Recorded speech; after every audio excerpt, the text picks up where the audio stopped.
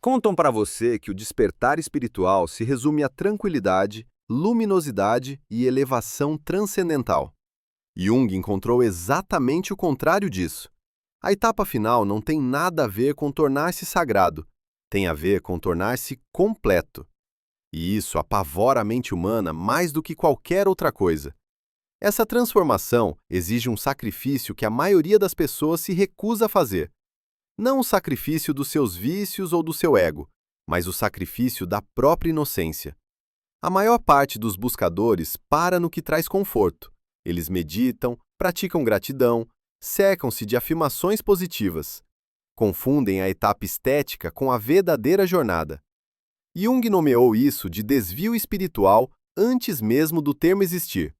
Ele observou paciente após paciente alcançar o que acreditavam ser iluminação, apenas para descobrir que haviam construído uma prisão de luz ao redor de sua escuridão. A verdadeira jornada nem sequer havia começado. Jung registrou algo perigoso em suas anotações particulares.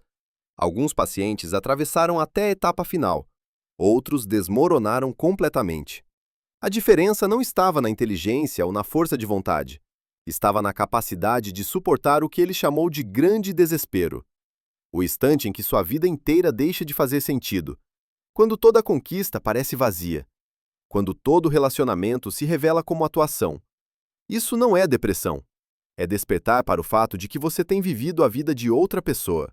Compreender o que Jung descobriu requer voltar ao ponto onde tudo começou.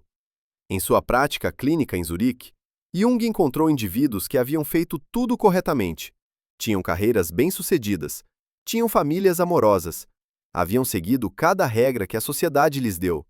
No entanto, sentavam-se em seu consultório descrevendo um vazio profundo que nenhuma conquista poderia preencher. Essas não eram pessoas deprimidas no sentido clínico. Eram pessoas cujas almas estavam sufocando sob o peso de uma vida que parecia perfeita por fora, mas se sentia morta por dentro. Jung percebeu que esses pacientes estavam vivenciando o que ele mais tarde chamaria de noite escura da alma. Mas isso não era uma metáfora poética. Era um cadinho psicológico que ou destruía as pessoas ou as transformava em algo além do que a psicologia moderna poderia explicar. Ele começou a documentar padrões, etapas específicas que apareciam repetidamente naqueles que navegavam com sucesso por esse território traiçoeiro. O que tornou a descoberta de Jung tão perigosa foi esta compreensão. A etapa final do despertar não é segura, não é confortável, não acontece em retiros de meditação ou workshops espirituais. Acontece nos destroços da sua vida antiga.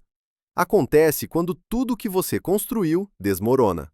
Acontece quando você não consegue mais manter a ilusão de que é quem finge ser. A descida final começa com o colapso da persona. Você gastou décadas construindo uma máscara social. A criança boa, o profissional bem-sucedido, o buscador espiritual. A máscara se ajusta tão perfeitamente que você esqueceu que era uma máscara. Então, um dia, sem aviso, a máscara racha. Você se vê incapaz de realizar os rituais que antes o definiam. O trabalho que lhe dava identidade parece sem significado. As práticas espirituais que traziam paz parecem vazias. Amigos que antes o energizavam, agora o drenam completamente. Jung chamou isso de mote do falso eu. Mas não parece renascimento, parece aniquilação. Você se torna um estranho em sua própria vida. As pessoas sentem que algo mudou. Perguntam se você está bem. Você diz que sim, porque a verdade é perturbadora demais para falar. A verdade é que você está assistindo sua identidade inteira se dissolver e não consegue impedir isso. Se você sente sua máscara rachando, escreva máscara nos comentários. Você está sozinho de uma forma que nunca esteve antes. Esse isolamento não é um acidente. É preparação para o que vem a seguir. Sua persona não era apenas uma máscara que você usava. Era um sistema de defesa protegendo você da verdade mais aterrorizante da existência humana. Que abaixo da fachada social, abaixo das conquistas e dos papéis e das histórias que você conta a si mesmo, há uma escuridão da qual você passou a vida inteira fugindo. Jung chamou essa escuridão de sombra. A segunda fase é o confronto com a sombra. É aqui que a maioria das pessoas recua, porque a sombra não é apenas suas falhas ou seus erros. A sombra é a percepção de que você é capaz de todo o mal que já julgou nos outros, toda a crueldade, toda a traição, todo ato de covardia. Jung descobriu que projetamos nossa escuridão no mundo para evitar vê-la em nós mesmos. Chamamos os outros de manipuladores para evitar nossa própria manipulação. Condenamos os outros como egoístas para negar nosso próprio egoísmo. Deixe-me ser claro sobre o que isso significa. A pessoa que você julgou por mentir, você é essa pessoa. O amigo que o traiu, você contém essa capacidade. O narcisista que o usou, isso vive em sua sombra. Cada qualidade que você despreza nos outros existe em você, não como potencial, como realidade. Você já fez essas coisas. Talvez não em ação, mas em pensamento, em desejo, nas câmaras secretas de sua mente, onde você se permite ser quem realmente é. A etapa final força você a retirar toda a projeção. Você para de culpar seus pais. Você para de culpar seu parceiro. Você para de culpar a sociedade. Você olha no espelho e vê a verdade. Você não é uma vítima da escuridão. Você é a escuridão fingindo ser luz. Este é o passo mais difícil, porque destrói sua superioridade moral. Você não pode mais ser a boa pessoa que julga as pessoas más. Você deve se tornar a pessoa completa, que contém tanto o santo quanto o pecador. Os empatas não estão quebrados. Eles são alquimistas em processo. O caminho do alquimista oferece exercícios, limites baseados em Jung e 3 vídeos exclusivos de capítulos para transformar a sobrecarga em clareza, por Surreal Mind. E-book para download de 236 páginas em estoque. Comece agora no surrealmind.com. Jung documentou como essa percepção se manifesta. Seus pacientes descreviam momentos de clareza chocante. Eles se lembravam de uma vez em que manipularam alguém e disfarçaram como ajuda. Uma vez em que machucaram alguém e chamaram de honestidade. Uma vez em que abandonaram alguém e chamaram de limites. A sombra não se revela como mal. Ela se revela como tudo o que você fez enquanto acreditava ser bom. É por isso que a maioria dos buscadores espirituais nunca atinge esta etapa. Eles investiram demais em ser bons. Toda a identidade deles é construída em ser mais evoluídos, mais conscientes, mais iluminados que os outros. A sombra destrói essa identidade completamente. Ela mostra que você não é mais evoluído. Você é apenas melhor em esconder sua escuridão. Você não é mais consciente. Você é apenas mais habilidoso na negação. Você não é mais iluminado. Você é apenas mais convencido de sua própria superioridade. Se você sentiu essa percepção rasgar seu peito como uma lâmina, você não está quebrado, você está rompendo. Mas a dor não termina aqui. Na verdade, ela se intensifica. O confronto com a sombra é apenas o começo. A terceira fase é a morte do ego. Não a versão do professor espiritual onde você transcende seu ego através da meditação. A versão brutal, onde a parte de você que quer ser especial morre gritando. Seu ego não é apenas vaidade ou orgulho. Seu ego é a estrutura que dá sentido ao caos. É a parte que diz: eu sou isso e não aquilo. Eu sou bom e não mal. Eu sou iluminado e não ignorante. Jung documentou essa fase como morte psicológica. Seus pacientes descreviam sentir que estavam morrendo, mas seus corpos continuavam vivendo. Tudo com que se identificavam desaparecia. Suas conquistas não significavam nada. Seu conhecimento não significava nada. Seu progresso espiritual não significava nada. Eles ficavam apenas com a existência bruta. Sem história, sem significado, sem propósito. Apenas a liberdade aterrorizante de estar vivo sem saber por quê. Um dos pacientes de Jung descreveu assim: acordei uma manhã e percebi que não tinha ideia de quem eu era. Não de forma curiosa, de forma aterrorizante. Meu nome parecia uma palavra sem significado. Meu rosto no espelho parecia um estranho. Toda a minha história de vida parecia uma ficção que alguém havia escrito sobre outra pessoa. Essa fase é onde a maioria das pessoas quebra, porque seu sistema de referência inteiro desaparece. Você não pode mais usar conquistas para definir seu valor. Você não pode mais usar relacionamentos para validar sua existência. Você não pode mais usar o progresso espiritual para provar que está evoluindo. Tudo isso é revelado como construções, histórias que você contou para evitar enfrentar o vazio no centro de sua existência. O vazio não é depressão. O vazio é anterior à depressão. É o espaço em que tudo surge. É o nada do qual tudo emerge. E confrontá-lo diretamente é enfrentar a pergunta que a maioria das pessoas passa a vida inteira evitando. Quem você é quando não é ninguém? A morte do ego não acontece de uma vez. Acontece em ondas, cada uma mais devastadora que a anterior. Você acorda uma manhã e a história que contou sobre sua vida não faz mais sentido.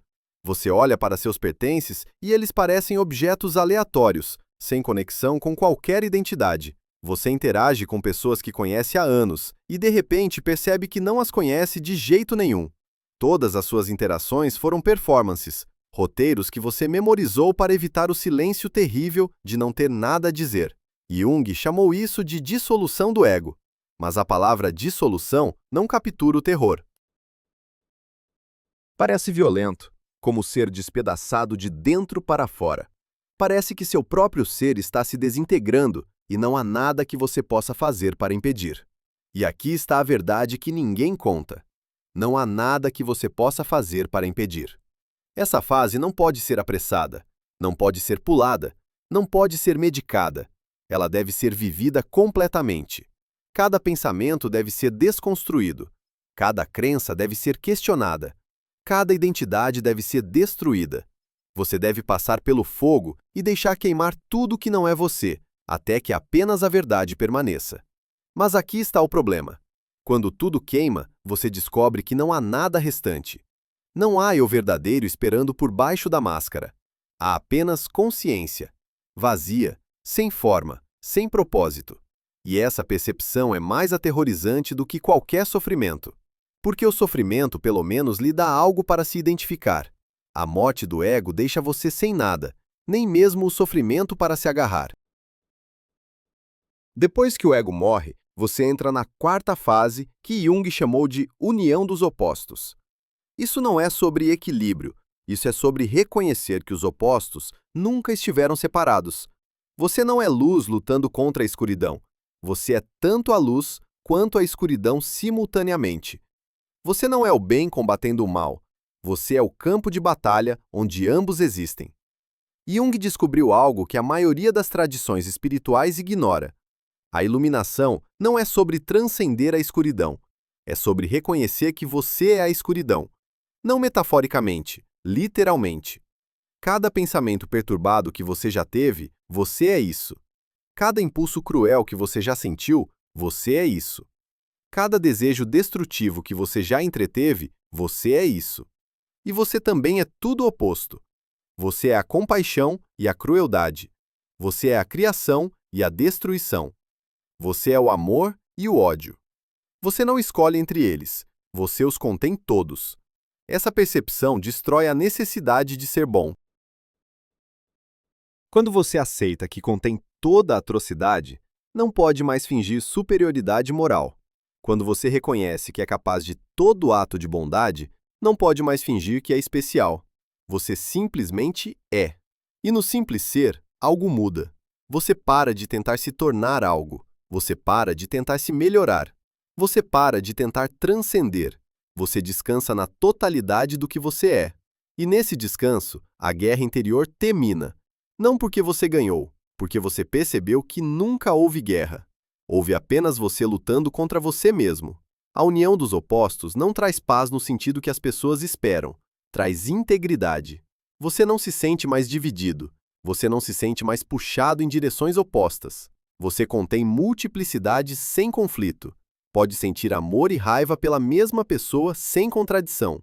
Pode querer viver e querer morrer sem confusão. Pode se importar profundamente enquanto permanece completamente desapegado.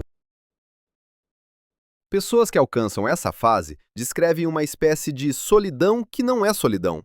Elas não se sentem mais conectadas às narrativas que outras pessoas vivem. Não podem mais participar de conversas sobre quem é certo ou errado. Não podem mais fingir que importa quem ganha ou perde. Elas veem através das histórias que mantêm a sociedade unida e reconhecem que são todas construções. Mas essa visão não as torna cínicas, faz com que se tornem profundamente presentes. Porque quando as histórias caem, tudo o que resta é a realidade. E a realidade, despojada de significado, é simultaneamente mundana e absolutamente milagrosa. Uma pessoa inteira vê uma árvore e não pensa em seu simbolismo ou seu propósito ecológico. Ela simplesmente vê uma árvore. E nessa visão simples, há algo que não pode ser explicado. Uma espécie de reverência que surge não de crença, mas de percepção direta. Jung escreveu sobre isso em seus últimos trabalhos. Ele chamou de função transcendente.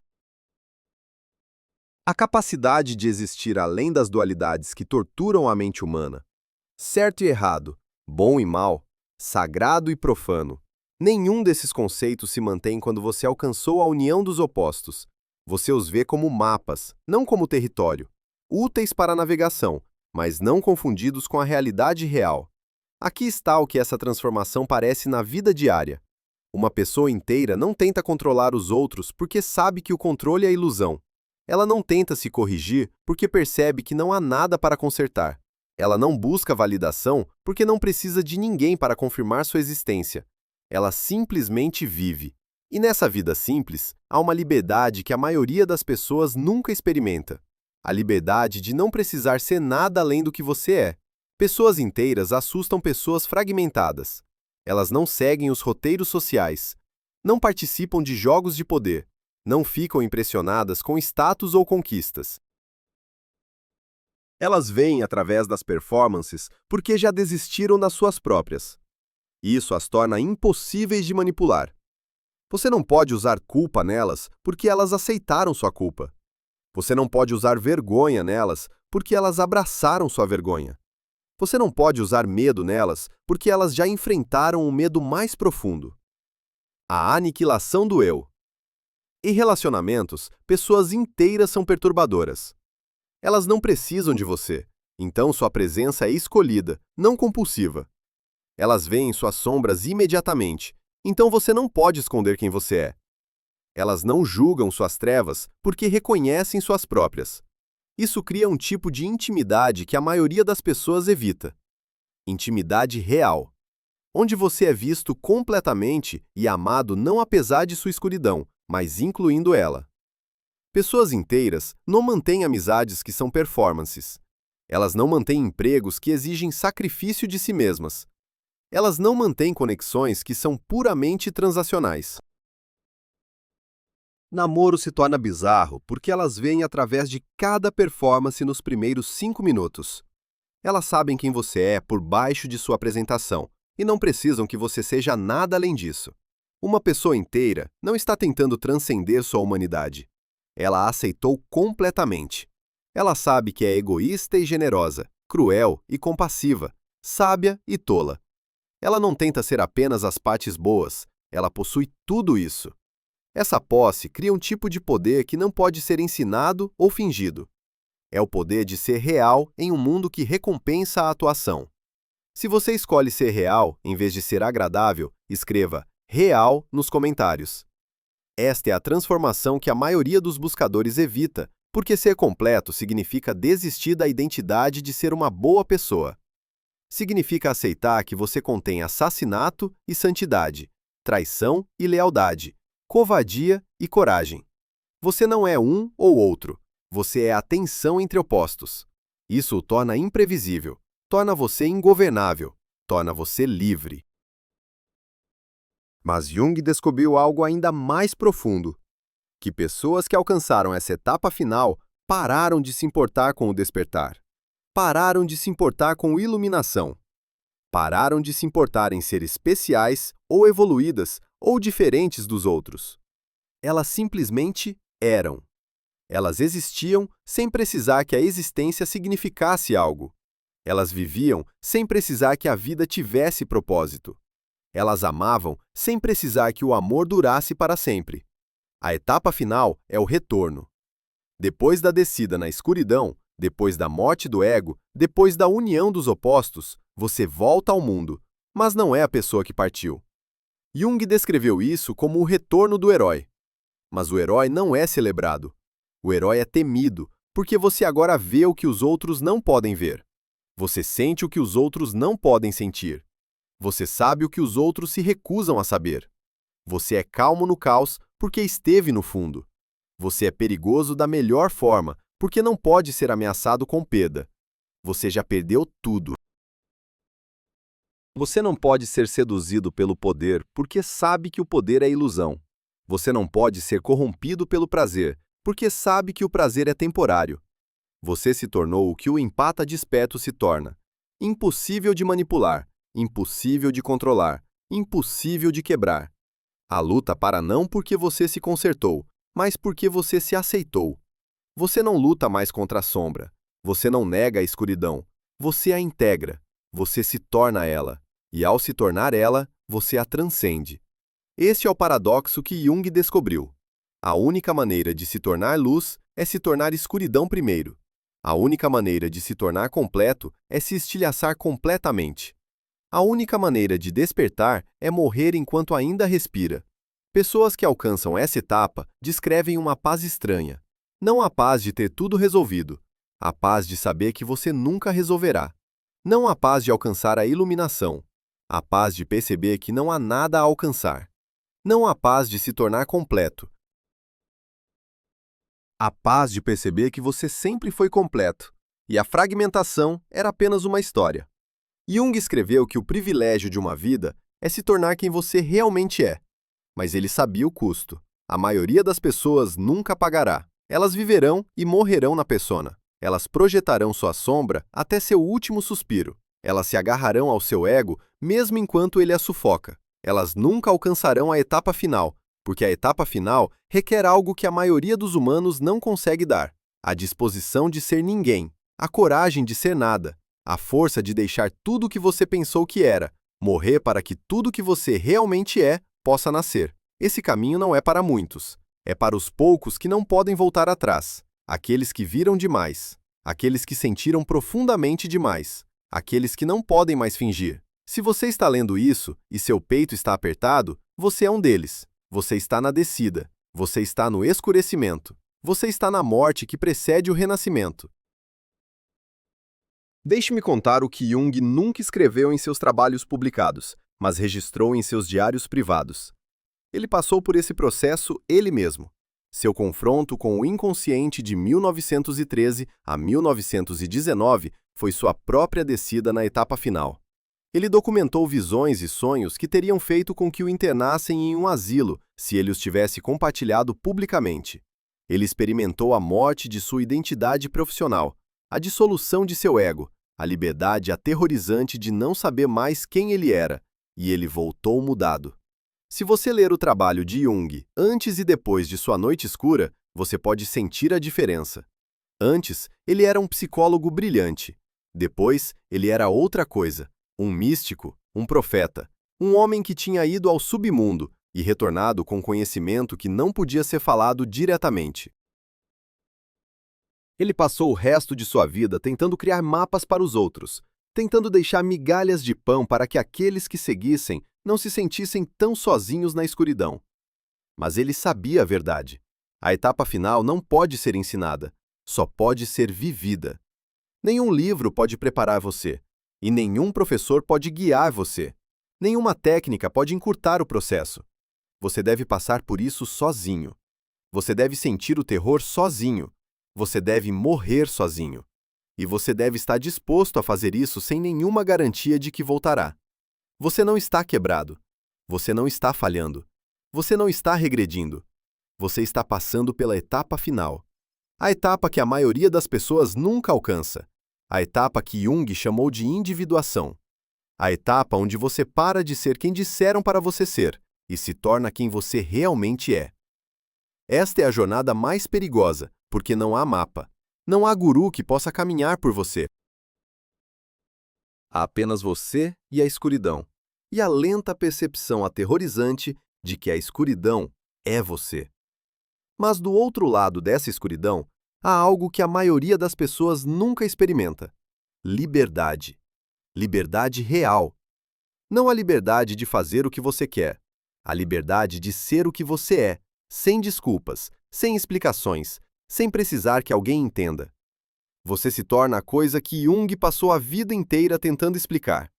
O si mesmo, a totalidade, a união de todos os opostos. O fim da guerra entre quem você é e quem você acha que deveria ser. E aqui está o que ninguém lhe diz sobre alcançar a etapa final. A vida não se torna mais fácil. Você não transcende os problemas humanos. Você ainda sente dor.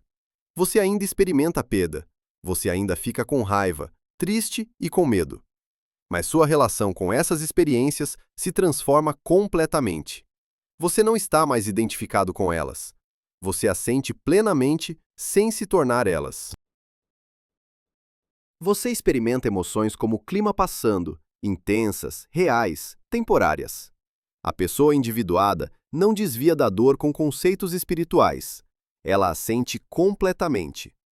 Mas não cria história sobre ela. Não pergunta, por que eu? Não busca significado. Ela simplesmente permite que a dor seja dor, o luto seja luto, o medo seja medo. E nessa permissão, algo milagroso acontece. As emoções se movem mais rápido. Elas não ficam presas. Elas não se tornam trauma. Elas se tornam experiência. Jung chamou isso de função transcendente. A capacidade de sustentar dois opostos simultaneamente, sem precisar resolvê-los. Você pode estar devastado e bem ao mesmo tempo. Você pode estar com medo e corajoso ao mesmo tempo. Você pode estar incerto e confiante ao mesmo tempo. Você não está mais tentando ser uma coisa. Você é a amplitude que contém todas as coisas. No caminho do alquimista, treinamento de percepção para empatas, você transformará sobrecarga em sabedoria com exercícios práticos, limites inspirados em Jung e treinamento de percepção passo a passo. Este guia inclui 3 vídeos exclusivos de capítulos para aprofundar cada lição. Escrito por Surreal Mind, 236 páginas, e-book para download lindamente projetado 8,5 por 11 em estoque agora. Comece seu treinamento hoje. Sinta profundamente enquanto pensa claramente. Obtenha o caminho do alquimista no surrealmind.com. Para começar sua verdadeira integração, escreva completo nos comentários.